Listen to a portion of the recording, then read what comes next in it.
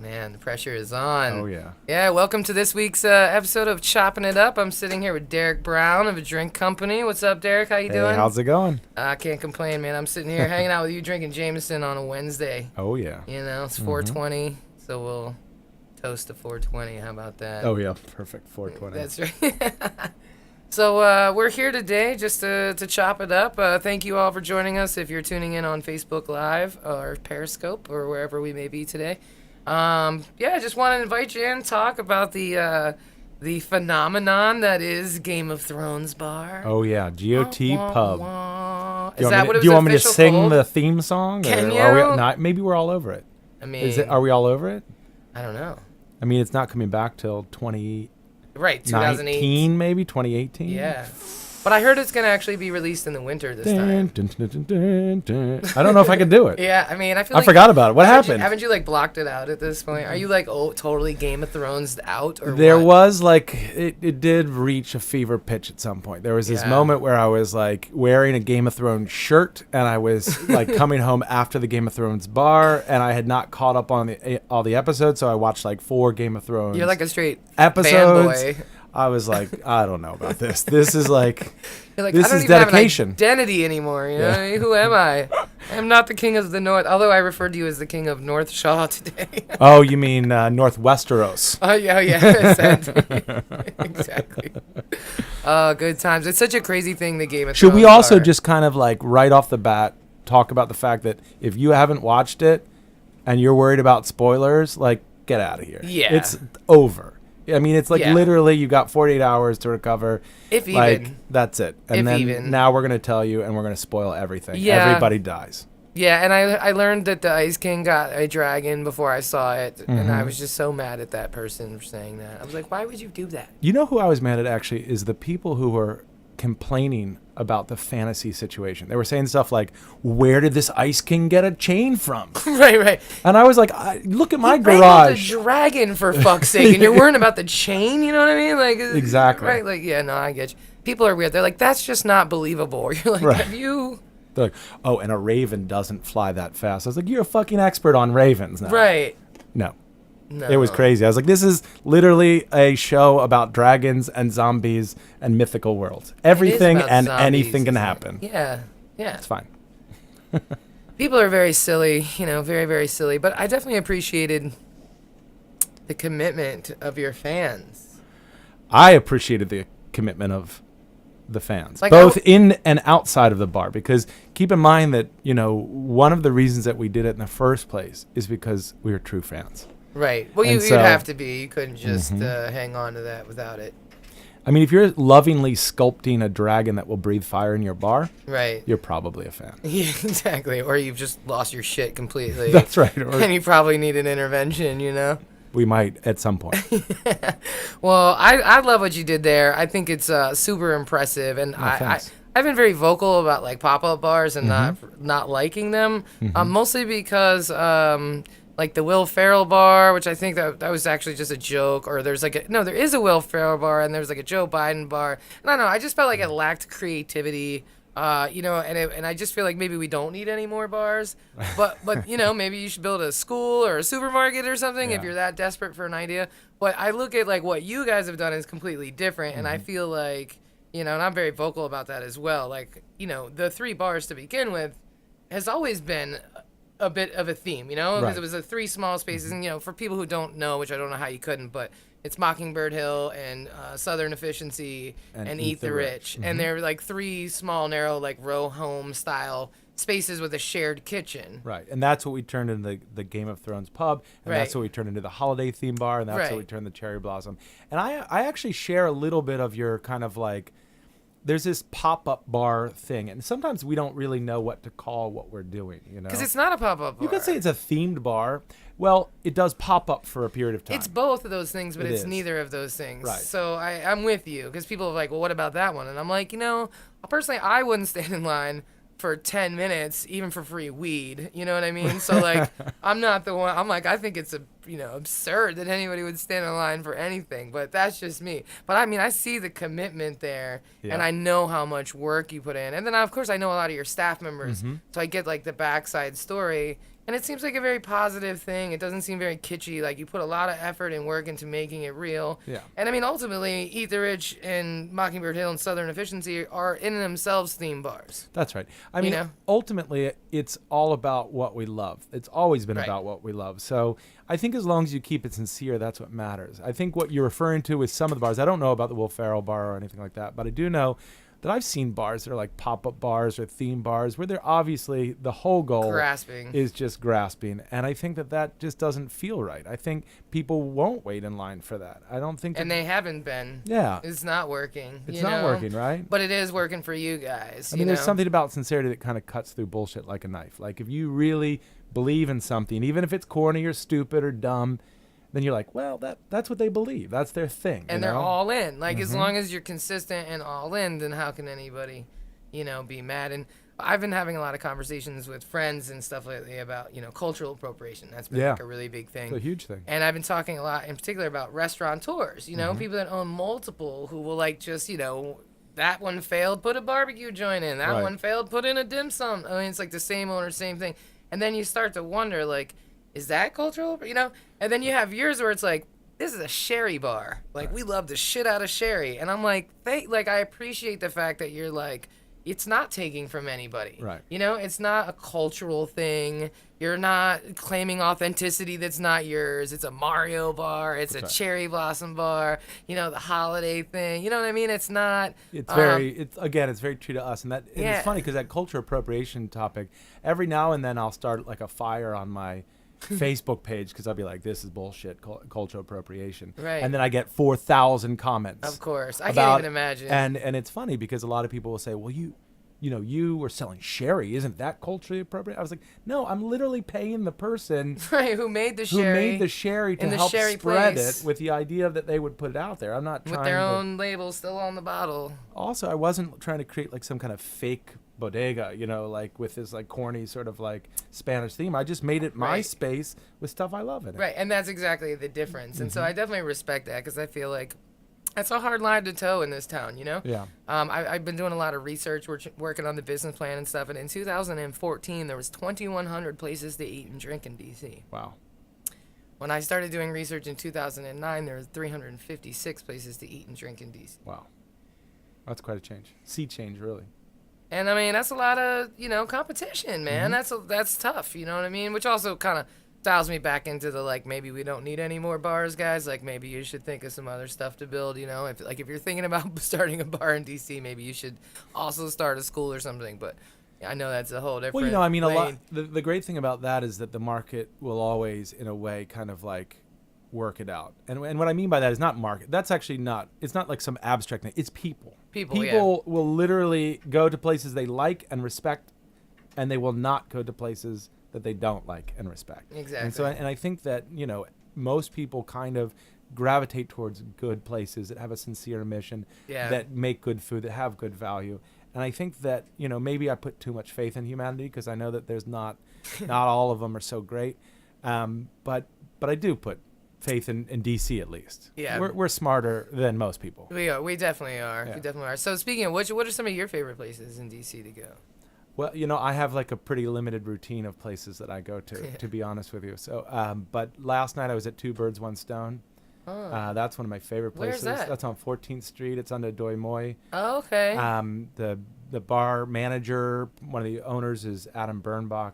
He's always been a really great bartender. He used to do these like sessions back at Bar Pilar when kind of this whole new cocktail world was exploding. Right. And since then, he's just continued to push the envelope and make great cocktails. And Nice. the space down there is awesome. So it's underneath, like literally in the basement. Yeah, door? you have to go down a set of stairs, and it's not like a speakeasy. Don't get the wrong idea. Right, It's right, just right. a basement bar.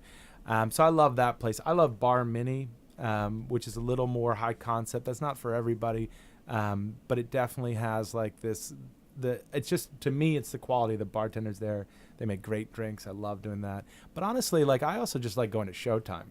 Is that your jam? I love Showtime. It's just like a really simple place with Yeah. a nice owner, good jukebox, fun place. Granny and the boys. Granny and the Boys. Great place to get a combo.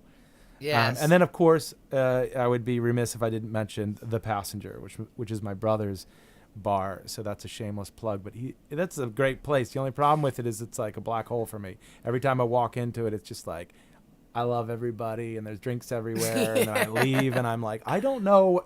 4 days are gone. What happened? That's awesome. I'm going to go to the Passenger tonight when I get off of work. Yeah, they have a killer menu. I took the slow roll bike ride there last winter, like shortly after they reopened on 7th. And holy crap, yeah, man. They got like a duck fat burger. I don't even know. But just ridiculously... pork cheek chili nachos. That's what it is. It's like 17,000 calories on a plate, and you just like stuff your gob. It's like a last meal. Every single one of their things on the menu is like, you better run your fat ass home. This is the only way you can make up for this ridiculousness, but so worth it. Yeah, That's actually was a great bike ride because we went there and ate, and then we went on a bike ride. That's the way to do it. And that was get your calories, lose your calories, and then drink them right back. And add them back on. That's right. Yeah. Liquid like drink, form. It never works. We never win, do we? Like No, it it just doesn't. You never win. I try to cry out the extra calories, you know, like that's my routine, you know, every morning. Sometimes at night too, but you know. Yeah, I think I've done that a few times myself. Oh man, so I know you can't tell us what's next, but are you looking at because I was surprised now. I noticed before you did like one of the sides or two of the sides, and then this time you did all 3 bars. Well, we just really realized like one of the things that we don't want to do. I know it's like in people's minds that we try to fabricate this line, but we didn't. We try to have as much space as possible. We literally have 4,000 or 5,000 space throughout the whole. 4,000 or 5,000 square feet throughout the whole thing. Yeah, it's not. None of them are big bars. I don't even know fit, how you I don't did know, this. 120, 180 people in there. It's a like really small amount of people. Very small. There will always be more people outside of the bar than inside the bar. Right. You know. So we decided that after we did 2 out of 3 and we saw the lines, we were like, maybe if we did 3, we could kind of cut down the lines a bit. But more people just showed up. Right, and they then just kept coming. Well, so let me ask you: do you think that the throne? You think that was a big, like? Is there one aspect of it that you think people were more interested in than others? Like, because like from the outside, I'm like, I think people just want to take pictures of themselves. Like, I feel like that was a big draw on the throne. That is part of definitely the pictures of themselves is a big part of it, and I think that like the throne was huge. I mean, we saw 47,000 people sit their butts in that seat. 47,000 buttholes were right here. You should put a sign up. Here lies 47,000 buttholes. Imprints, yes. Of imprints, yeah. Yeah, well, that's funny because we like, we did this like poll with the Washingtonian because we wanted to ask people what we should do with it. Right. Right, and if we had mentioned that, maybe it would have veered more toward one of our options was to sacrifice it to the Lord of Light and just... let it on fire. Oh. They did not choose that. What? Burn that shit. That's my motto, you know? So what did you do with all that stuff? Did you buy that stuff? Did you rent that stuff? Did you make the throne? How does that all go? I mean, you made a lot of it because, like, the Wall of Faces was a lot of your staff members and stuff. We basically what happened is we manufactured most of it. We have 2 people on staff right now that are essentially just builders. Right. They plan it out. They create the space. They build it. They organize volunteers. Matt Fox and Adriana Salome, and both of them have been just incredible. Neither one of them, by the way, is that's. Right. I mean, now they could go work for Disney. Right. Now that we see this set of skills. Right. Like, I remember last night I'd had a couple drinks. And I was a little maudlin, and I was like arm around Matt Fox. I was like, man, you could go anywhere. Don't leave us. But don't. Please, because their skills are so high at this point. But so, and he does robots. He makes robots in our, when we had the Stranger Things. Right. There was literally a Demogorgon that came out of the wall, and there was a false wall. He just made that. That's crazy. And I was like, how did you figure that out? He said, I want a false wall at my house. Oh, yeah, with a Demogorgon coming out? Just like lean on it. Like, that would be so cool. Like a fake bookcase to like a secret staircase. Oh, yeah. Have you ever seen that mansion on O Street? Yeah. I've only been in there once passageways? by accident. I was in the wrong place. They were like, ma'am, You're not dressed for this They place. chased you out. They real quick. did. Yeah. They probably should have done that. To Yeah, you, no, too. I was like, fair enough. I'm out. I was like, I'll put the joint out too. My bad. Just kidding. That didn't happen, but I wanted it to. Yeah.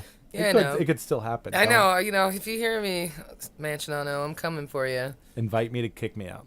That's right. I've been kicked out of all the best places in this town. Right now. So are you gonna do the Game of Thrones bar again? Are you gonna keep all that stuff? Are you I gonna just don't sell think we it? know. I mean, so most of it is manufactured, and a lot of it is in storage, and some of it we are going to, give to our volunteers and staff. Right. Like we have swords, real swords. What about the throne? Like, did you make the throne? The throne was made. It was made by a artist, 3D visual artist in Florida. I'm sorry, Atlanta. So that's a 3D printed.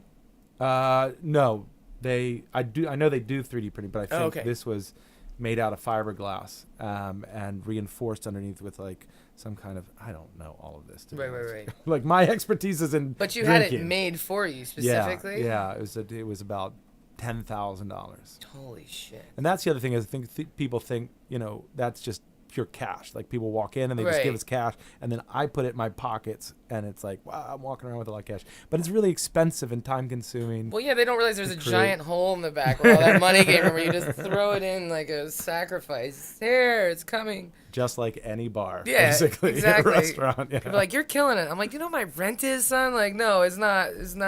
Everything isn't what it seems to be. So, Yeah, exactly. Well, I have a bunch of friends that throw raves for a living, that do themed raves. Oh, that's awesome. So if you want to rent out, they would probably pay you pretty good money to borrow all your Game of Thrones stuff. We got a lot of offers from Renaissance fairs. Oh, I'm sure you did. Yeah, and actually, we are all going to the Renaissance fair. Are you gonna dress The whole up? staff. Hell yeah! I mean, you're ready. We were like, let's go.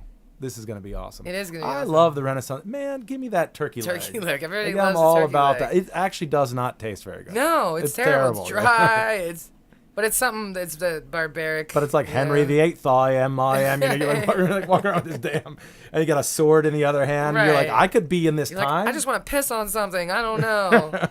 Mark my territory. Axe throwing is my thing. I Sweet. love Wow. axe throwing. I didn't see that coming. Yeah, I just wanted to put that out there. I'm really into axe Do you throwing. do that at home too? And I do, in fact. in Actually, between. I have my own set of axes that I throw, and I have a target that I'm building. I'm gonna get you a shirt. That says "Careful with that axe, Eugene." That little Pink Floyd line. It's like more fun than darts. Like darts kind of feels like bullshit after you throw axes. You're like, what, darts? That's ridiculous. Well, I feel like anytime you up the level of danger, you up the it's more appealing. And I light the axes on fire, and no, just kidding. Oh. That would be better, Dude. I admit. I mean, little Sambuca and little be good to go. But, Sambuca flammable? I don't know, but Yeah, I think it can be. it should be. Or Rumplemints. Rumplemints is flammable, but I don't think people should drink Rumplemints. Well, yeah, most people don't know this about Rumplemints, but it's the first sign of your alcoholism. Like, if you're drinking Rumplemints, you definitely need to slow down. Or it's the first sign of your underage drinking. Yeah, you're either 16 or you're whatever age and you need to go to rehab. You know what I mean? There's, like, no middle ground there. Yeah.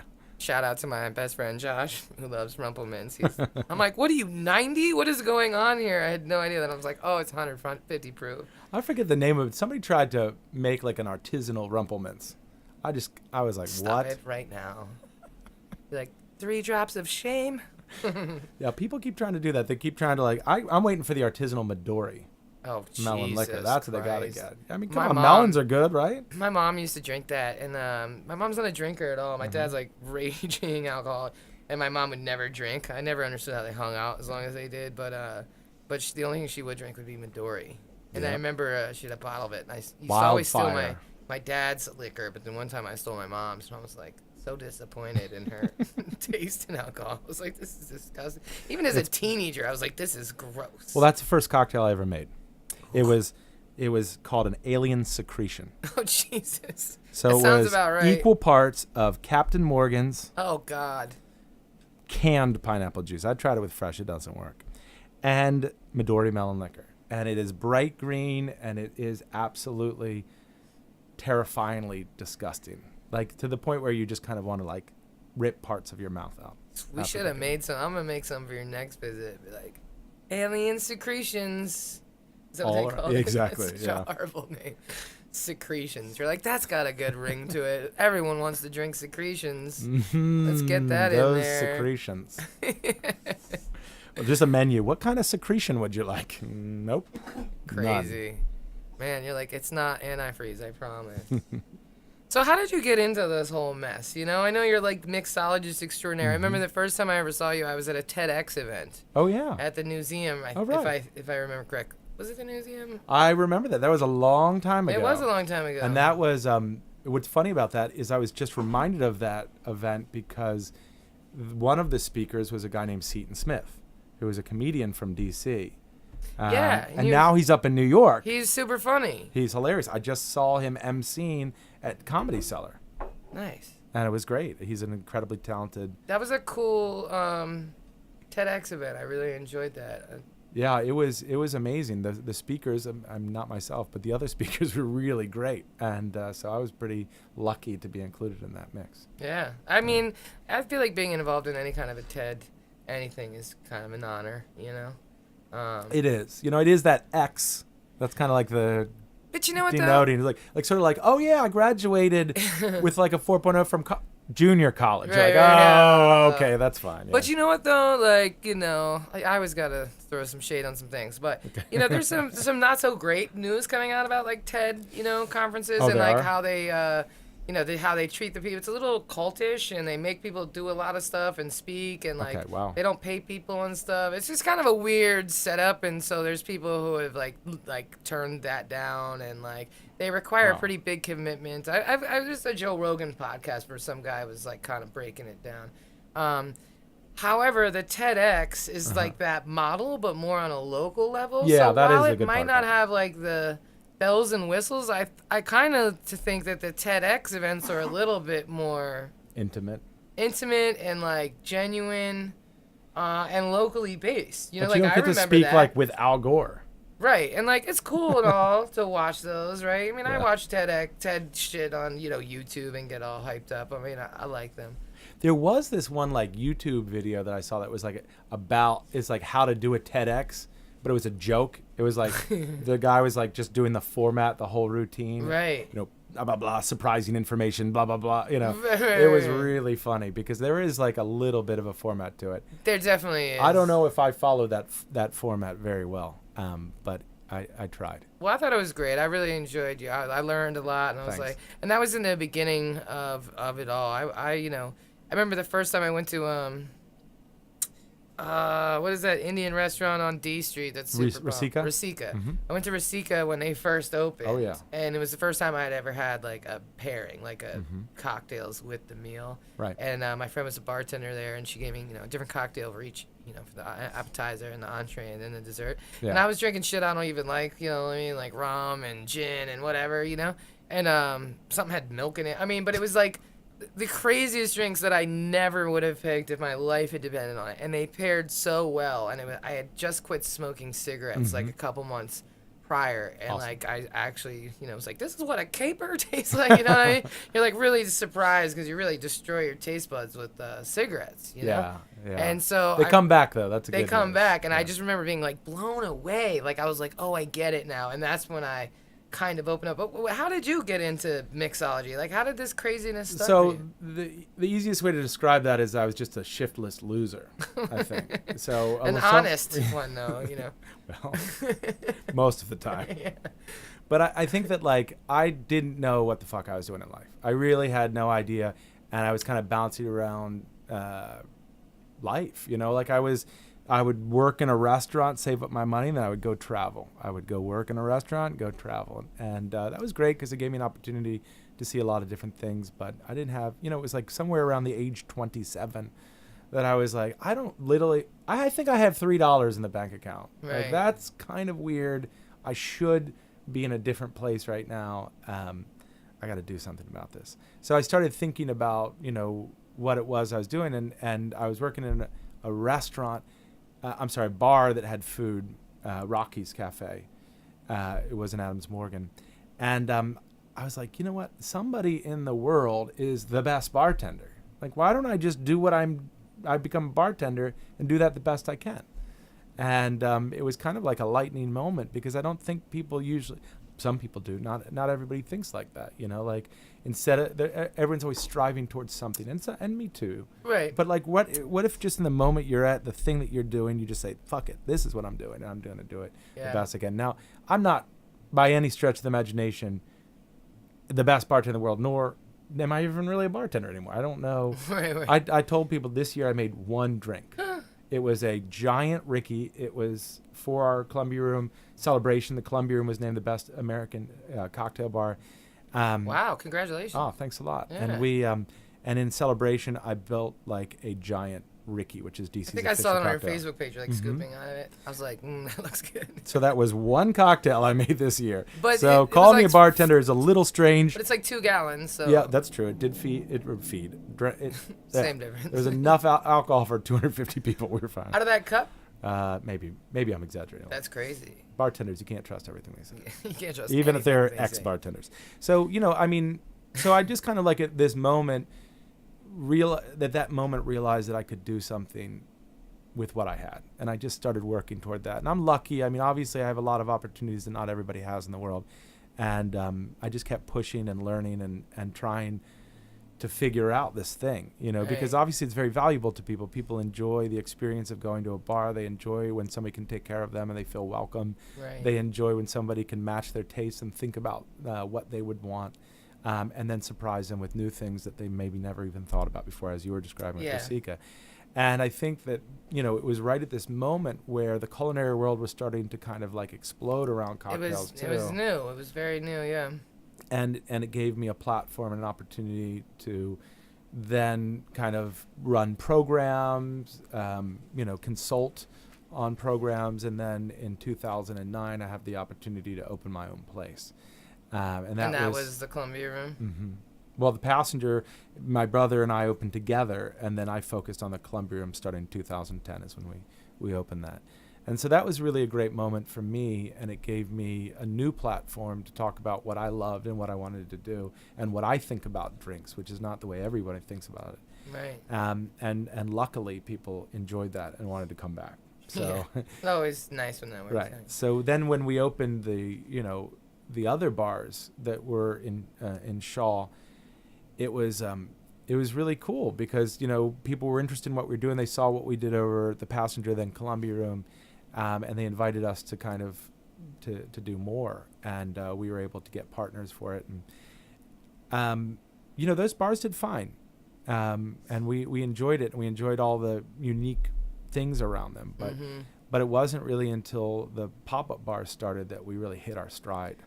Yeah, you really have. I mean, I'm always been a big fan of Eat the Rich. I just that's my jam. If I could hang out in black and gray walls my whole life, I would, as you can see from the entire building. It's a wonderful decor. So I felt right at home at Eat the Rich, and I love like the guar artwork and everything else. And actually, Derek was a first supporter of DC as Fuck. Actually, that's right. Early adopter. Sold the shirts in your bar on my behalf, which was super cool. I remember seeing that, and I was just thinking like, DC's tourism. What is their slogan? It's something like DC cool. DC cool. I was like, man, come on. DC like, is fuck. Nobody who's cool says I'm cool. Yeah, exactly. Right? Like you never could do that. No.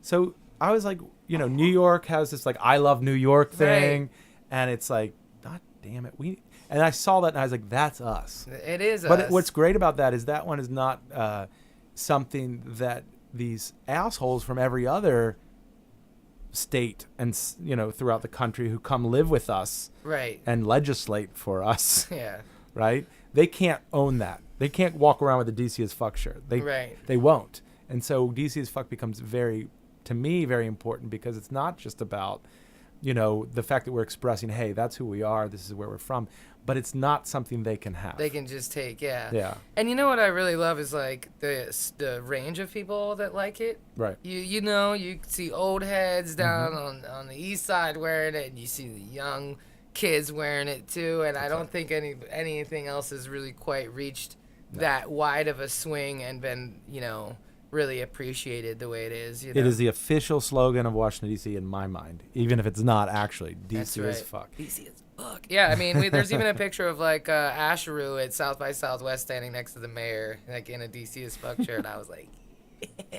get it in. Has she worn one yet? Not yet, but I'm gonna get her there. I feel like she might be a little fancy for that, but I think deep down inside she wants to wear one. But I think you're right. that maybe she like can't. But I should send her one. Just in send case. it to the whole city council. I should. That's That a each great one of 'em idea. See who wears it. That's a great idea. I'm definitely gonna do that. The funny thing is also the design is so clever that like as I take my son to the playground in my DC as fuck shirt, I forget. And like, it's like somebody will look over and they're kind of like turning their head like, and you're like, oh, and you're like, oh shit. my god. All Yeah. right, well, whatever. The only time I feel awkward about it is around kids. There's been a couple like elevator exchanges where it's like, they're 5 and they're staring straight at the word. It's like eye level with them, and I'm like, oh, and their parents are just looking at me like, you bitch, But are there bad words anymore? I mean, do they exist? I mean, there's certain like racially charged words, or there's ones that are, maybe like, the C word, right? Yeah, like, nobody wants to hear that. That's just kind of disgusting. But yeah, I mean, shit. Well, and I don't know. So the DC as fuck thing is kind of an interesting thing. There's people who really hate it. They're just the loudest about it, but they're the smallest group of people. And they don't even really have a reason. Mm-hmm. You know what I mean? To not like it. But some people will say, well, I didn't want to have to explain to my child as we walk through the city what the word fuck meant. And I said, well, Jesus, that must be nice. Like, how are you going to handle, like, war, nuclear winter, Right. racism, sexism, patriarchy? Like, man, that's going to be really hard for you if you can't handle fuck. You know what I mean? They're just like, planning I on wish not I saying lived it. in that world where the word fuck was, like, your biggest concern. Like, your kid might not make it home from school today because of, really? Like, Right. really, you're going to put that on the word fuck? Like, come on, man. You gotta lighten up, man. You know what I couldn't mean? agree more. And I Couldn't agree guarantee him and his little friends are at the park going fuck, fuck, fuck, fuck, fuck, like we all did when we first learned to curse. You know what I mean? We all said every curse I didn't word really under know the what a sun. lot of them meant. I remember like there were certain words I was just like, what the hell are they talking Yeah, about? I thought Jesus, Mary, and Joseph were like cousins of mine that were like gonna come visit one day. I got a very Irish family. I'm like, who are these people? Why are you always yelling at them? I hear you. It's one of those things, people like to pick their battles, and fair enough. for us it's a great source of revenue because we don't sell a ton of shirts, but we sell a few. That's good. And I'm partnered up with Grindstone on that company, so it's not just me. If anybody's worried that a white woman owns that company, it's actually 2 of us. And every single shirt that gets sold actually helps out the artist collective. So That's great. So you're supporting DC local art and music every time you buy a shirt. The shirts are printed here. They're made. You know what I mean? I love that. I mean, you can't be mad. And that's the thing is that to me, there's this great culture that's grown up in DC, and so and actually, I don't like when people say like, oh, DC is like getting better. I'm like, what the hell are you talking about? Right. Like, it's always been pretty exceptional, Pretty awesome, yeah. from my point of view. But I understand that maybe they didn't see that because they weren't looking for it. They weren't. I mean, I remember growing up and all the great punk culture around that, and the constant era of that go-go beat, coming out of cars, coming out of corners. Right. I Coming thought, out of the Metro PCS around the corner. exactly. Yeah, you guys are right there. I feel like when that place falls, gentrification wins. Dude, when that place falls, we're both buying subs and we're playing go-go in front of our businesses. Yeah, fair enough. Like, fair okay, enough. you guys want to do that, then everybody in the neighborhood is going to start. I'm serious. Yeah. I asked the guy, I said, you get complaints? He goes, every day. Every single day, but they got a noise reader and they go and they look, and if it doesn't register over a certain thing. But these, assholes at the Shea, I'm sure, are just calling. It's go-go music. Get out of here. I mean, just leave DC. Like, literally, get out of here. I think, but that whole culture on it and R.I.P. like Cool Disco Dan and just the street art, the everything. I mean, it was like part of my imagination because I grew up with it. Exactly. And now I see that there's many great things. Maybe it's expanded more. Right. I can see there's more people here. That makes sense, but DC to me has always been a great place, and we're lucky and happy to be a part of that the life here. Yeah. And we think of the pop-up bar, which we've seen this. It's expanded in terms of the media everywhere. I've been on Russian Are you Like serious? people interviewing me Russian, I see myself dubbed in Russian. And what's funny is that I kind of think I'm Russian when I hear that. I'm just That's like, awesome. I look Russian, But Maybe you are. maybe your I parents am. have been lying to you. You know. They might have been. They did lie about a few things, You to be know? honest with you. Probably for your own protection. Sure, of course. but it's like, and we were in Chinese news and French news. It's like So all over the crazy. place.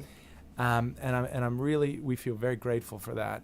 But we know that this bar belongs to DC, Right. and it's part of who we are. And so we, it could have existed nowhere else in my mind. Yeah, that's super cool, man. I really, it's funny. I was looking, showing the staff, and we were looking at videos and stuff. And like some guy just did like a little video blog about the bar, and it got 10,000 views. And I was like, damn it, why didn't we do something? We're 10 feet from the joint. We really should have, because people all over the world were talking about you. I mean, it's There was one video that got like 12 million views, and that's what? very interesting to us. I mean, like I said, we are a small team. It's all pretty organic. We do work with somebody who does our media. Your media team, but it's all just great. people who like are into it. Our basically our press person, the person who does our social media, her name's Farah. She's owns Dim Sum Media. I just her and I became friends because we like punk rock. Has she been with you this whole time? No. Is she a recent? Yeah. She's killing your media it. has always been great. It has been, and we've worked with many really great people along the way. I've given you shit before about how they write articles when you quit drinking. I'm like, you quit drinking and they write articles. Like, I can't get them to write a single article about me. And you're like, yeah, I'm gonna take a month off. They're like, tell us more, Derek. Tell us more. Give us the scoop. I'm like, you bastard. How does he do that? But you must have a really. You're have not to really have a great media team. You know what I mean? Like, you're not really a celebrity unless people are asking you about your diet. So right. I'm That's waiting for super it. personal. But it's fried chicken and donuts and whiskey if anybody's asking. But and Calabash. Yeah. I eat my personal body weight and. That's basically my hospital. Oh, I go in there. I'm like, how do I, and sometimes they just look at me and they go, "Don't talk," and they just start putting shots and things in front of me. Do this one first. I'm like, okay. I love that place. It's a really great Senyata place. and Dr. all of Senyata, them. she's amazing and has so much skill, and that's beautiful. I mean, it's like a great way to heal yourself. Obviously there's conventional medicine, and I think that's important for certain circumstances. But taking care of yourself, being helpful, using tea and different herbs as supplements, I think that's really important. And it's in line. As a mixologist or an herbalist, you have to recognize the value. A little sprig of rosemary changes your whole drink. A little, basil changes the whole. And so it can do the same thing for your nervous system and your absolutely right. wellness. And I think people write that off a lot. Oh, what's a tea gonna do? Son, that shit will change your world. Don't get it twisted. We definitely recognize when we make cocktails that there's certain things that will affect. Really, we're in the business of affecting people's mood and behavior. You know what I mean? That's a lot of what we do. And it sounds kind of weird when you put it like that, but we're serving a substance that has this psychoactive property and changes people's perception. As I drink my Jameson. Shout out to Jameson. It's a future sponsor. So it's not different than an herbalist in that regard. But we know that if you put mint in a drink, that it has these aromas that awaken people, or a lemon. Or the orange on the blue moon. I recently learned you're actually just supposed to smell the rind before you drink it, and that's what changes the drink. They actually don't want you to get the orange in the drink. They just want you to smell the rind before you sip it. Smell the rind. Smell the rind. Smell the rind. That's a great tagline. Smell the rind. Buy the ticket. Smell the rind. Something like that. I don't think that's going to become the new DC slogan. I don't think it's going to stick. DC, smell the rind. Smell the rind. Yeah, man. Yeah, DC's not a town you really want to smell a lot of, Well, I will say this about DC. It smells a whole hell of a lot better than New York. That is the one thing we should be very proud of. New York smells like pee. It does. I was just there. I had a great time. There's amazing bars up in New York, amazing restaurants and great people. But honestly, the smell, they need to fix that. Well, it's kind of like back when we first landed on this country, and the streets of New York were just filled with piss and shit. It Mm-hmm. hasn't really changed. But Nope. I mean, when you get that many people in one place, Yeah. you know. Yeah, but I don't think people really realize that, like, when they look at and they might compare different cities like New York and DC. I mean, the comparison isn't there just in terms of population. Yes. DC, as we were talking about, such a great city, but it's always, in my mind, punched above its weight class. You know what I mean? It's always been a better city. Right. Based on the size. I mean, we have, what, 650,000 people who actually live here, something like that. Yeah, maybe a little bit higher, but Yeah, it is growing. So I might have an It's- older statistic. it's pretty crazy. You know, I'll pull this up again real quick. But I was looking recently at the population of DC, and on Google they have this cool little slider map. And so what's crazy is we're not even at our peak population. Oh yeah, that was like what, in the 80s or something? So yeah, or in 60s. in 1944, 800. 881,000 people lived here. Yeah. We're currently at 681,000. So literally 200,000 more people lived here. Actually, 899,000 was the peak in 1946. That's crazy. And it's funny because, I mean, there was just so many. It was such an interesting group in DC. I know it had its issues and problems, but I mean, my family, I'm a third generation Washingtonian. Oh, okay, right on. So my great-great-grandfather's a chief of police in DC for a short shit. time. And, Does that get you out of parking tickets? or no, they anything? don't even know. I'm like, hey, and they're like, yeah. like, he's on the website. I'm like, look it up, man. Right, like, give me a phone. Take But- me out of these handcuffs. Or just give me a phone. I'll prove it. But I think the funny thing about it is that, like, you know, my father lived in D.C. His mother, my grandmother, lived in D.C.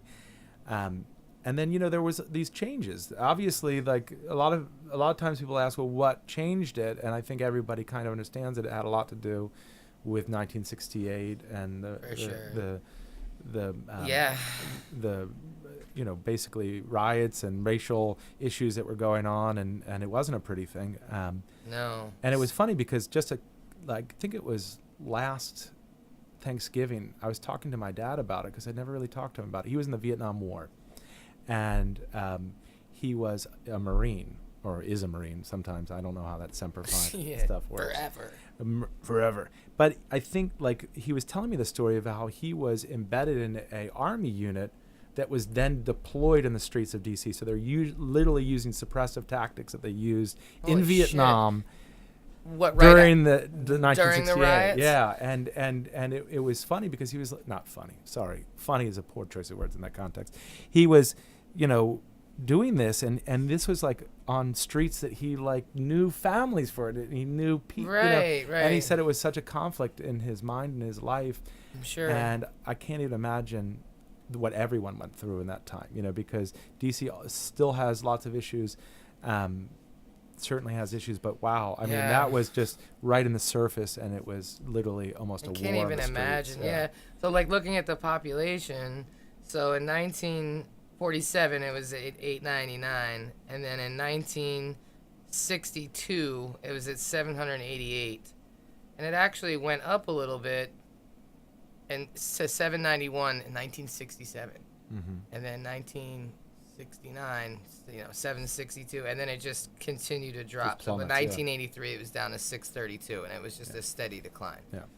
And so and I mean, really the 80s were not super fun around these parts either. So really you didn't see any kind of leveling out here until early 2000s. Yeah. That's when the population started to level out, and then it looks like here in like 2008 is actually when it started to grow again. Right. So from 2008 to now, it's 100,000 people have moved here. Right. And like 70% of them are assholes. I'm just kidding. If you're listening to that, I'm sure you're not one of them. But Well, it could be a challenge. I mean, for people to kind of understand DC's history, what we went through, and you know, how a lot of the outcomes in DC are still very racially charged, and for sure. And I think that, like, it's important that we kind of address those a little bit more. And I think, for the most part, you know, I think the government has done a good job of that, but it's hard, you know. There's a It lot. is hard. Well, and with the Trump administration, Oh, I mean our local government. That one I don't even. yeah, That's I another mean, animal altogether. Yeah, well, They hate us. I think I don't know. I'm just kind of starting to tune into like politics because I recognize as a business owner I need to like know more about local politics so that I know, just what's going on. And I definitely have been inclined to get more involved, but I just don't really know where to start. And so Right. sometimes I think just like helping someone else who is more capable, helping Sure. them achieve their goals is probably the move. But it's definitely an interesting time to be in DC. It's with the current administration.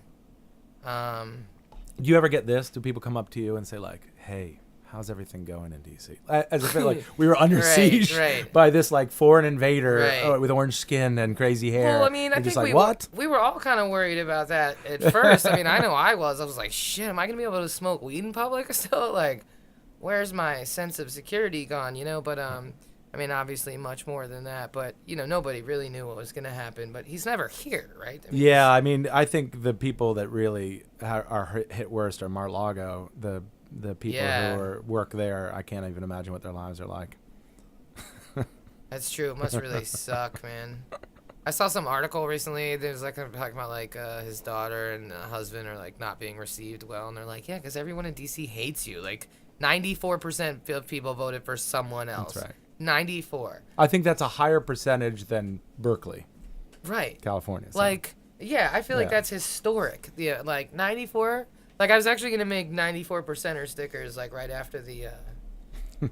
Just like that's not us. Like, don't, you know what I mean? Don't. Oh, and we love the Obamas. We don't do, man. Yeah. We do. It's kind of like that's why I don't like the Will Ferrell bar guy because he's a New York guy and he was quoted in the paper saying, I was gonna come to D.C. with this idea, but I know it's a political town. It's Trump's town. I didn't know how it would be received, and I want to light a book on fire and throw it at him. I'm like, what are you like? If you're gonna come here and make money off us, at least know your market, you wanker. Like, come Yeah, on, exactly. man. We don't love Trump here. No. Just because the White House is here. Like, do you know? Did you look at the polls, man? Did you see how we voted? This is not Trump's town. They're Like, always projecting on Trump Tower, something yeah. like Trump is a pig. or Robin something. Bell, man, he's Oh, such a beast. he's a The genius. commitment that he has to that, shout out to Robin Bell if Yep. he's listening. Great dude. I always give him a thumbs up, and I was mad respect, but for real, shout out to that guy because he's out there all the time, not getting paid by anybody, loading his expensive ass equipment on top of his minivan and driving that shit around. Right. At risk. At risk, I mean, especially, you're talking shit about the president. Yeah. I mean, do you remember those Saturday Night Live skits? And they were like, if you're like, I'm going to kill the president, and then like Secret Service would come in. And so you're like, never ever say that. Like, I feel like ever since Trump has just gone out the window, people just make fun of him all the time. Like Oh, yeah. Like any respect for the presidency is like gone, flushed right down the Trump toilet. You know what I mean? But still mad respect to Robin for doing that because he's definitely pushing some buttons. You know? Yeah. No, he definitely is, and he's a great artist, videographer, and Yeah, I need to hit him up about a gig. Actually, hopefully he'll do some work with me. If you're listening, hopefully Robin, he's listening right now. I know. I didn't just gas you up to do the gig. I swear. But crazy. So you live in DC, third generation, man. Yeah. That's super cool. So Yeah, I live in DC. I live on like Capitol Hill area, not far from okay. RFK. Nice. I used to live right over there on East Capitol. Yeah, I'm basically on North Carolina and 15th. So. Oh, no. I was on East Capitol on 15th. Oh, awesome. Right there, man. Great area. I mean, I love it because it's these are neighborhoods. Yeah. Lots of families that live there for a long time. A couple new people in there, obviously, but it feels like a great community. Capitol Hill is chill. I've lived in Trinidad for most of my DC Okay. proper existence. I was on Orleans Place, and then now I live over off Bladensburg, Trinidad proper. But I spent like 3 years on East Cap in Capitol Hill, and that's nice up there, man. Lots of flowers, lots of grass, lots of parks. Yeah. You can go for walks. And Yeah, right shit. near Lincoln Park, Yeah. and so that's where my son plays. And Although that statue in Lincoln Park, man, real weird, so right? sketchball, so sketchball. I'm like, not even gonna talk about it anymore. If you know Lincoln Park, you know what I'm talking about. It's like, pretty is weird. this really what?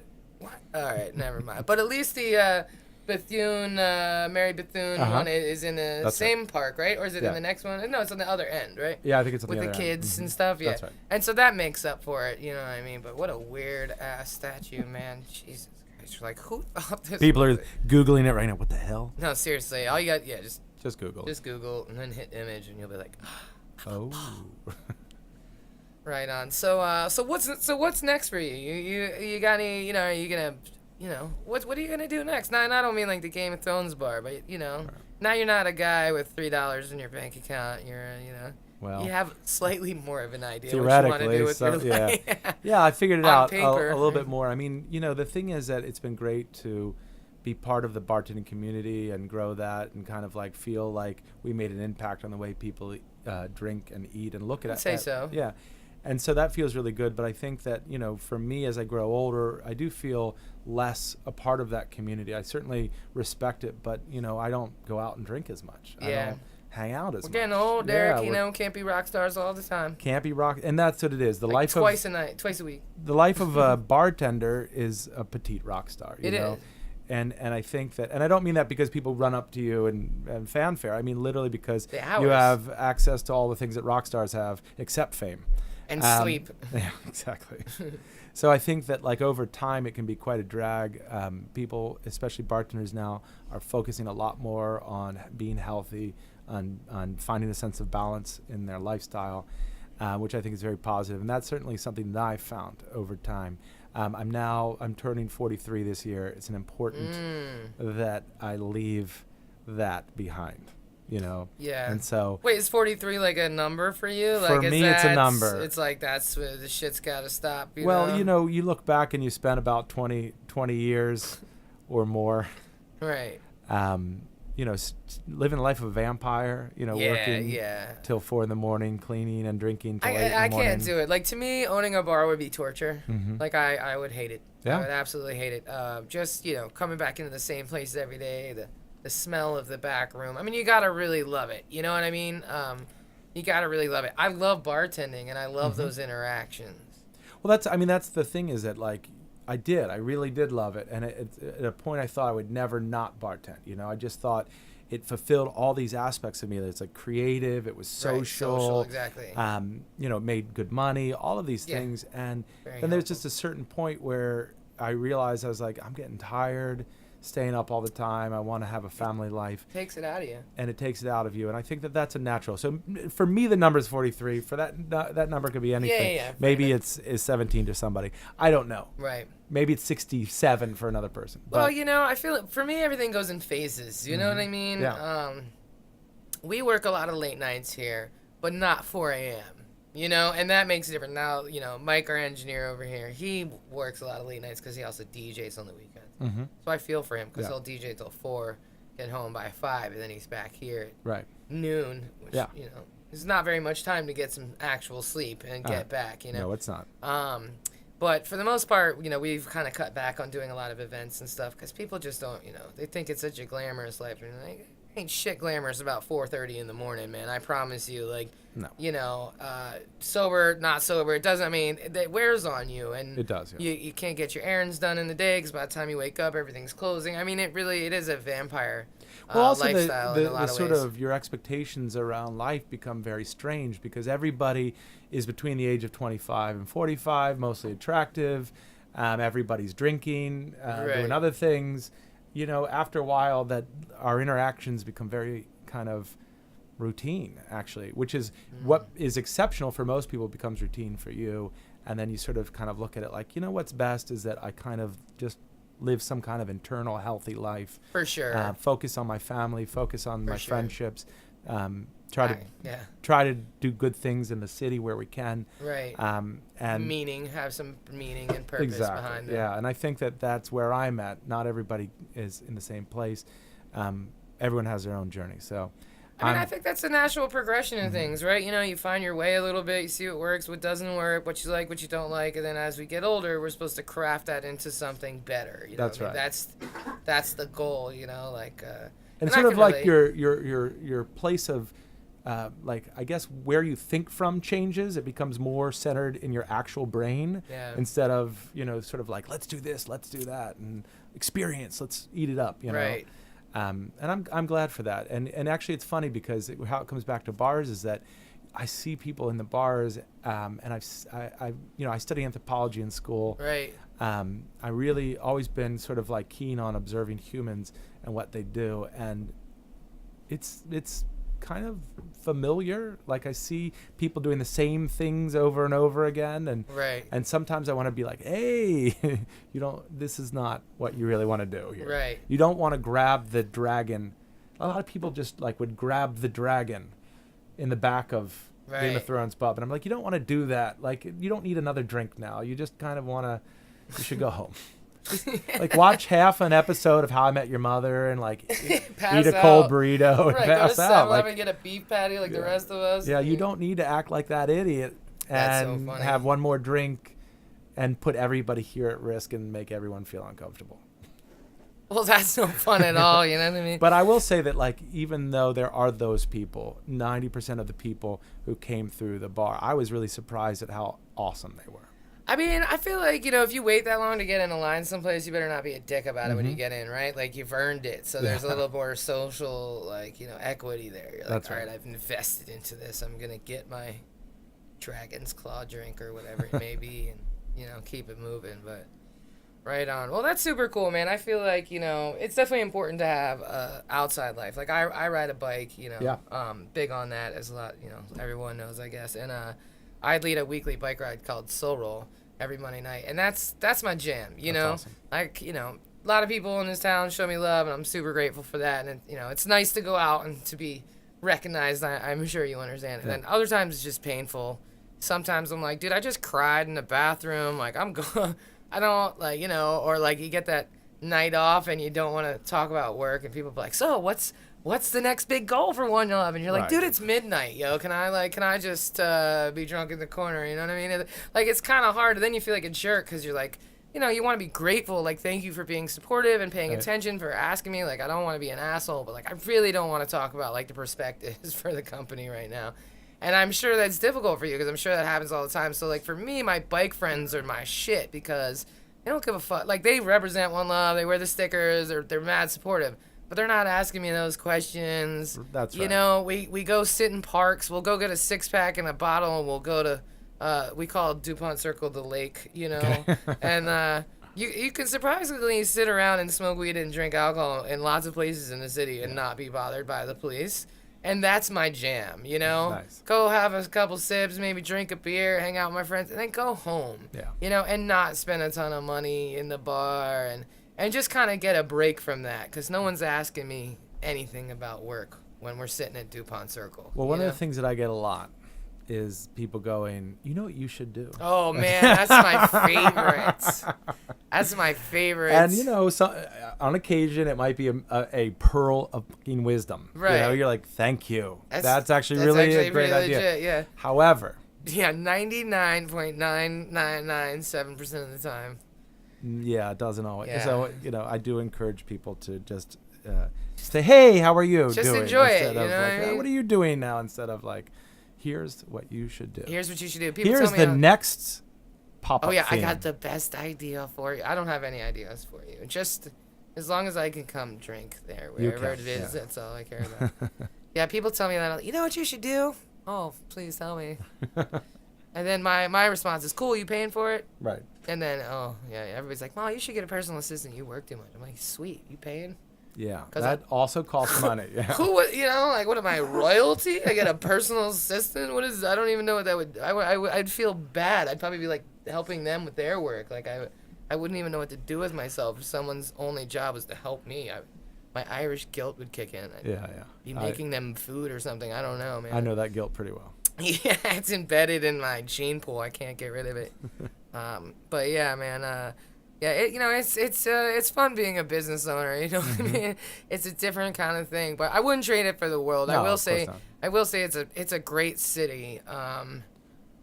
Well, that's a goal. Is just to it's a do great cool city. shit. It know what I is, mean? and people are mad supportive, and people pay attention to a lot more than you think. Yeah. And that's what I've really noticed, in meeting people that, I have a lot of Facebook friends, as you do too, that I don't really know, because I kind of did Right. this, like, social experiment, like, years ago, and I kind of fucked with the Facebook algorithms, and I figured some shit out, and I was getting literally hundreds of friend requests in a day. Okay. Wow.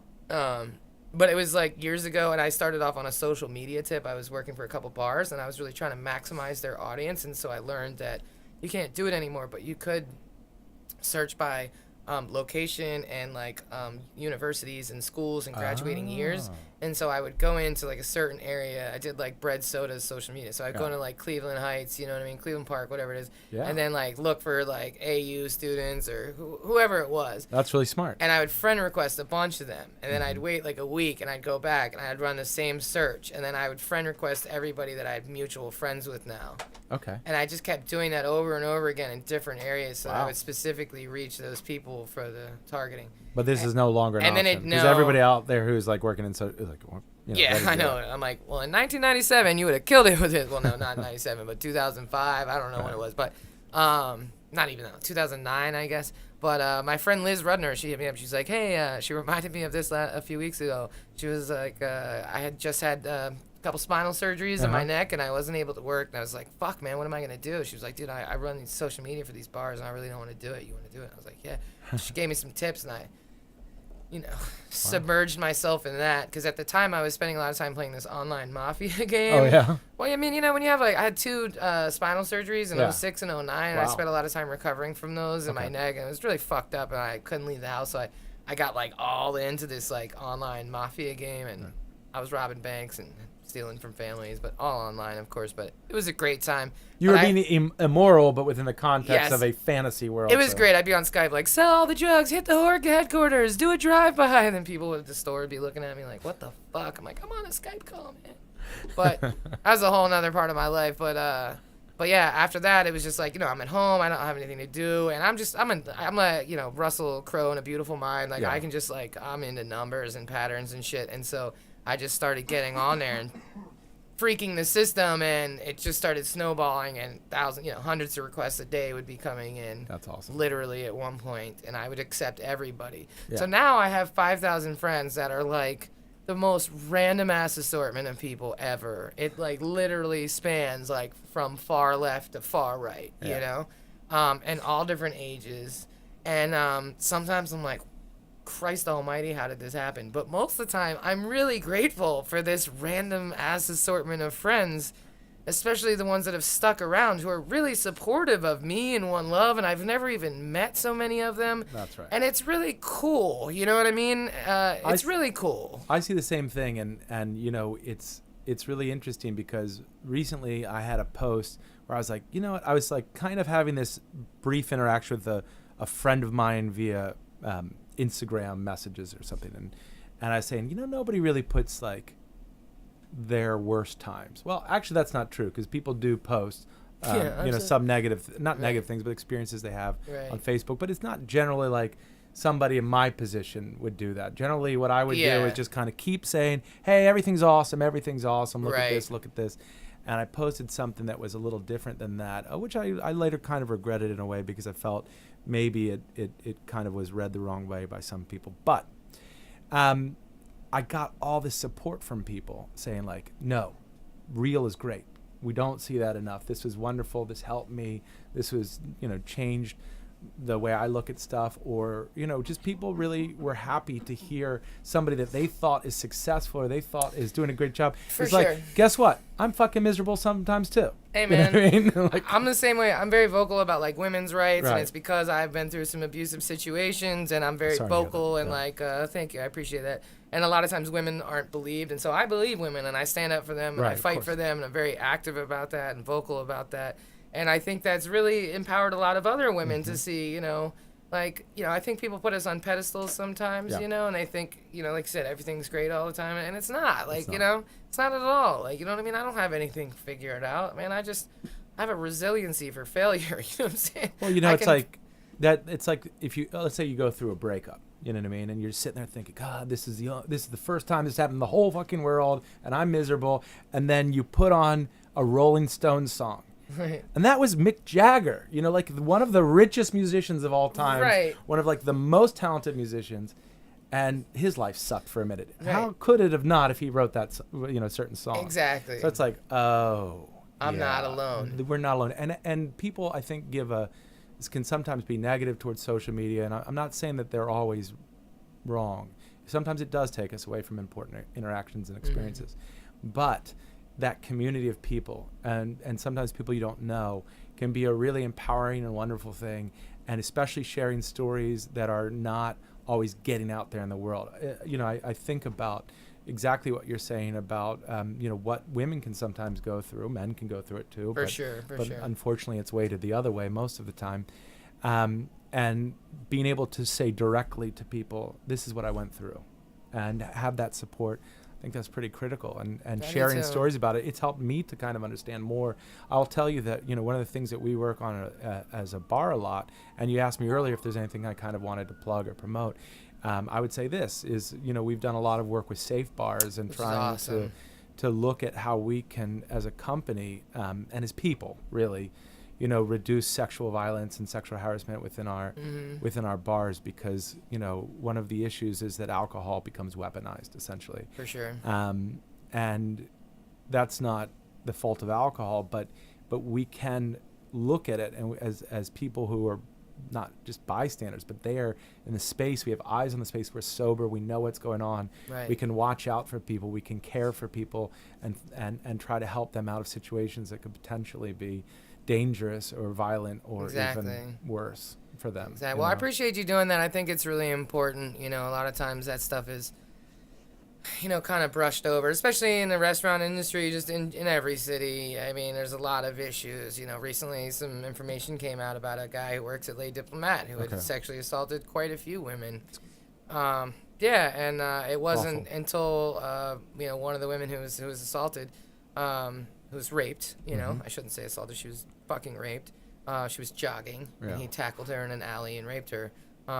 So it's not like they work together. There's no gray area in that, No. The bar was notified, and they didn't do anything about it. And then when the Washington Post article came out, then they fired him a year afterwards. And so, in their defense, they didn't know anything about him when they hired him. And as an employer, I understand it's not just so easy to get rid of people, especially really bad people, because they're the ones that tend to sue you. There's not they can really, so it's never as black and white as... There's not like a questionnaire that they filled in the beginning that says, are you a sexual predator? Have you ever raped anyone, right? That would take a lot of time out of the process. But it's, and it's just crazy because, this woman has been treated terribly by a lot of people. And even when the article came out, there's people even in the comments section, terrible humans. Never read the comment section. Why does the comment section even exist? I don't know. You gotta really wonder. So we have a comment section on our website, but nobody ever really uses it. Good. But the second anybody started to use it to hurt people, I would just shut that shit down. Why does the Washington Post need a comment section? Why does any major publication need a comment section? You just want that interaction with guests, but it is it's all truly trolling. terrible sometimes. The trolling is unbelievable. I don't even, I feel guilty and bad. I think maybe it's that Irish Catholic guilt, but it's like I feel guilty and bad when somebody really legitimately wrongs me, and then I tell them, hey, you wronged me. Afterwards I think about it for a while. I'm like, I don't know, they're not a bad person, or you don't mean it. Right. So trolling people is beyond my capability. I don't understand. Maybe every now and then I can throw one jab, and then I kind of oh shit, maybe I should have said that. Yeah, well, trolls are just the lowest common denominator, because the easiest thing to do on the planet is upset somebody. Right. It's it's the easiest thing to do, So, but fuck the comments section, man. You know what I mean? I don't know. It's this weird balance between reality and non-reality. So, in my everyday life, I'm surrounded by amazing people. I go to Calabash. I run into, you know what I'm saying? Right. It's all love and community and just good shit. And then I get on the internet and I'm like, we're fucking doomed. We're fucking doomed. The planet's on fire. Shit is crazy. People are raping everyone. And you know what I mean? And it's just so hard. And then you read all these shitty comments in the comments section. But, if you ran into that guy down the street, he wouldn't have the common, no, we'd never say that to say that shit. So it's just this weird dichotomy of real life versus online life, or not even online life, but just I feel like we all low-key have PTSD, because how can you just scroll through so much fucking destruction from all over the world and not be affected on some level, I get this message last night from a friend of mine. He's like, hey, you want to grab a drink before the war? It's just oh my God. Jesus Christ. I was like, I actually really do. Actually, now, let's go right now. Where are we leaving? Yeah. No. Yeah. Well, shout out to that. So, do you have a go bag? I've been asking this a lot of everybody. What is a go bag? So a go bag is like the oh fuck here we go Oh bag. yeah. No, the funny thing is I kind of like do think of myself like I like the survivalist stuff a little bit. Like I'm like, all right, we need 5 gallons of water and we need Cliff Bars for a week. I don't, like I have a buck night. Like I'm a little bit redneck, not in the bad way, in the good way. Like where I can fire a gun. I know how to shoot a gun. Right. I mean, that can come in handy. Yeah. But I think that like it is. I haven't. No. I guess the short answer is I think I'm it might embarrassed. be time. I do not have a proper go. I mean, I don't either. I've been talking a lot of shit about it, but I haven't done it. I did spend a lot of time last week on the internet learning how to survive a nuclear attack. Oh. About where to go. Now, if you're in the direct blast zone, you're gone. You're done. Unless you are going to somehow get superpowers from the gamma radiation. Ooh. Which is that our an only option? That's it's your great. only hope if you get directly I'm aiming nuked for there. that, but my plan is okay. I'm gonna jump on my bike and go to the Yards Park and steal a boat. Okay. And then we're headed to Baltimore, and my friend's gonna commandeer a cruise ship. I don't know how realistic any of this is, but I feel like as long as you have a plan. Sometimes I feel like the only problem with the cruise ship is they have problems with the shitters all the time. So I think there might be an issue around that. But think about how many people. And that's not get easy on to board. like poop off the deck. No, you could fall and just chum right there, chum. But in an apocalyptic situation, a cruise ship could come in handy. Yes. Yeah, I agree. I wonder how hard it is to like hot rod a cruise ship. You know what I mean? I don't think it's like a wire thing. I don't think so either. Red and blue, and then all of a sudden, oh, there we go. It's like go. So you're gonna have to find somebody in your crew in your life. You know how like it's like nice in your life to have like a friend who's a lawyer, right? A friend who's a bartender or was a bartender, right? To have like a different kind of a friend who was a car thief, right? Yeah, a drug dealer. Not for me, but the thing is that like. You get to this point where you have this collection of friends, but now we really are missing one key person, and that is a cruise ship captain. Yeah, we need Captain fucking Stubing is what we need. It's so funny because I was calling myself Julie the other night. I was like, I'll have drinks ready on the deck. I'll be the cruise activity director. But I mean, besides some obvious differences, I would like to be Isaac Washington. The Isaac Double exactly. Guns. I know. That you guy don't look was like awesome. him, but your attitude is on par. You know what I mean? I think we would be friends in real life. He had a killer mustache. Oh my god! And you know what? It was always that doc guy who was getting the chicks. Yeah. Which is really weird. Yeah, because he was that guy sucked. Yeah, he did suck. He was creepy. He was. So I bet he had cold fingers. He looked like cold finger kind of a guy. But Isaac Washington was like, he was such a genuine guy. He's always listening to people. That's all anybody really needs in the world. On that show? Gopher was just ripped.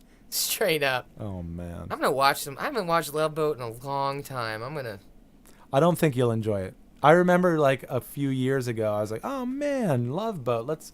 Wow, I used to watch this, yeah. And it was even better. It was the Love Boat where they run into Fantasy Island. Oh shit! Right, that's but epic. Everything feels sad about it. Everything you're like watching it, you're like this tattoo guy or whatever. Yeah. They're really like making him run around like a trained monkey. It's kind of embarrassing. Oh no! And then you see like. I don't know, just the card. Like everything is sort of stereotypical and weird. And actually, all old television is kind of like that. Like I loved Buck Rogers as a kid, and then I watched an episode of that 5 or 10 years ago, and it's nothing but sexual innuendos. I'm like, why did my parents let me watch this? He's like, hey Aaron, let me park my spaceship in your dock. I mean, it's like the worst fucking. It's the worst. And I'm like, why did they let me watch this? I was like 5 or 6, like addicted to Buck Rogers, and it's basically just a soap opera in space, Wow. It was Three's Company. There was a lot of really inappropriate television, Right. And the jokes about Jack Tripper being gay, it was just like this constant barrage just of homophobia. I mean, I don't know. I don't know the answer to this. Did it maybe open some door? I just don't. It could have gone either way. It's almost not my right to say that because that's not who I am. But I wonder that too. But Jack Tripper he was like an incredible physical comedian. He was. I always appreciated the way he'd just messed up leaning on a chair or something. Yeah. I was like, that's what was the name of the bar? The Regal Beagle. The Regal Beagle.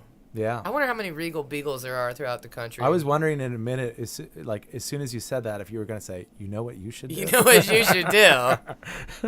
Oh, and then people have to wear like roller skating shorts and leisure suits, and like that's and Mrs. Roper. I could be Mrs. Roper. I already have the outfit. Those what do they call those dresses? Yeah, I have this like blue romper thing that's like straight Mrs. Roper, and every time I wear it, I fucking love it. Mr. I won't Furley? leave the house in it, but yeah, what a great time to be alive, you know? Back when nothing really mattered except Reagan's 17% interest rates. Yeah, it was a different time. So yeah, it's changed. So no Regal Beagle pop-up bar is coming anytime soon. Damn it. But I do put a challenge out there to the audience who's listening. We need more fern bars in our life. We need more fern bars. You know, just these like simple bars with ferns, a nice menu, some pint of beer, some macrame hanging in the distance. I'm with that, man. Some beaded curtains. Oh yeah. Lava lamp. I'm about that life, man. So what about like New Year's Eve? You got anything? When's your next thing gonna launch? Wow, New Year's Eve. That seems like 25 years from now. I know, but it's not. It's right around the corner. Are you gonna launch your new thing before that or after that? Oh, yeah. Okay. So we have a new pop-up bar coming up shortly. There'll be more details coming out within a few weeks. Well, but I saw like you were like Game of Thrones does not exist to me. Like the second that it's shit dead was to over, me. I walked by and like it was all gone in one day. Or at least from the front windows. I was like, wow, man, they really gone. Yeah. Gone. I was gonna hit you up and see if we could come take like a staff picture or something. Oh, you should. But then I was like, I don't want to be like everybody else. I'm kind of an asshole. Here, like that, as long as you don't have 10 people that you want to get in on a Saturday night, I think it's fine. Yeah, no, I would never do that. I did get a couple calls like that, and I was just like, no. Dude, no. No, Mom. That's just no. Yeah, you're so rude, Mom. Come on. Yeah, well, I do know a whole bunch of people that really want to shoot music videos. Oh yeah. In your spaces, so if you ever want me to field you some of those. Okay, yeah, sure. Because especially when you say, this is a DC bar, I think it'd be cool if, you let an artist film a video in there, because then, a DC artist would be representing, it'd be like even more of a DC thing, because no one's going to come from New Jersey to come film a video in your bar. It would be a DC artist that would think of that. Well, that's the thing is, we do see that identity. It's a big part of our identity. Even when my brother and I first started The Passenger, which was to become his bar solely, and he pretty much ran it from the beginning anyway, but we were coming up with the sort of slogans around it. One of the things that we didn't like is a lot of people would say like, oh, it sounds like you're creating like a New York bar or something. We were like, man, no. We're creating so we literally had that slogan, God Save the District, on it. And we were like, nope. DC. This is a DC bar. That's awesome. And your logo, or the DC flag. That's right. Right on. Well, Derek, I don't want to keep you too much longer because we've been chatting for quite a minute. But this was awesome, man. Thank you for coming and hanging out with us. And we're excited to see what's next, for sure. Well, everybody please show up. It'll be pretty cool. I can't imagine that they won't. Or only the good people, remember? That's right. Like, the people are going to grab the dragon teeth and... Yeah, stay home, you tooth dragon jerks. Just kidding. I'm probably a dragon jerk at times. It's part of my charm, I think. But what are we going to do? Right on. Well, Derek, thank you again. Yeah, thank you, Mom. And we'll touch back in with you again. Maybe we could do a live podcast or something. Yeah, let's do it. Something, I don't know, talk about the next thing. And I'd love that. It would also be really cool to show some love to your staff members. Okay. Because you have so many awesome staff members that do a myriad of things there. And they're all really wonderful people, top to bottom. Mm-hmm. Even your new people that show up and I'll come in. They don't know anybody from anybody, and they treat everybody equally as nice. Kind of like you're really welcome there, and you're important, and they don't even know. You know what I mean? It's just how they treat people there, so that's a really nice. Yeah, it's really nice. That's we love our staff. Shout out to our staff. It's a lucky thing that people say Derek Brown bar, Derek Brown did this, but it's all about the staff. I just show up for the radio shows. Yeah, well, I know. You just yell at people when it's necessary. And I don't yell. Boss life, man, it's so great. I'm like, please don't hate me forever. You can be mad at me for a couple hours. You just got to be the boss sometimes, man. But I would love to definitely, show some love to the staff and circle back with you in a couple months or whenever and do this all over again. So I look forward to it. Awesome. Well, thanks again. Thanks everybody for tuning in. If you're still here, and we'll catch you on the next one.